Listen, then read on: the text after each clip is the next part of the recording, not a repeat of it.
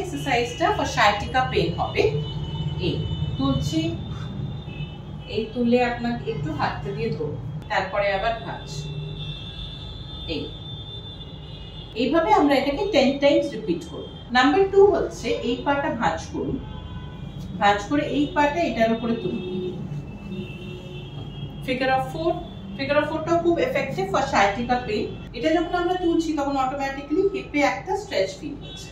Next এক্সারসাইজটা হবে third exercise. এই পাটা ভাঁজ করছি, একটা পা ভাঁজ করে আপনাকে বুকের দিকে টানতে হবে, towards opposite shoulder, same towards opposite shoulder, যাতে আপনাকে এখানে একটা টান ফিল হয়। ভাঁজ করে টুয়ার্ডস অপোজিট শোল্ডার নিয়ে যাওয়ার চেষ্টা করছি।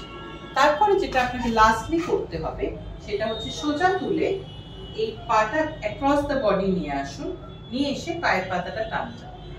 প্রত্যেকটা এক্সারসাইজে স্ট্রেচ ফিল হবে। আর sciatic নার্ভটা হচ্ছে longest nerve of the body. এই স্ট্রেচিং করতে করতে কিন্তু আপনি আপনার sciatica ব্যথা কিন্তু কমিয়ে নিতে পারেন। দিনে 2 বার করে স্ট্রেচিং করুন। এই 4টা এক্সারসাইজ করলেই আপনার sciatica ব্যথা অনেকটাই কমে যাবে।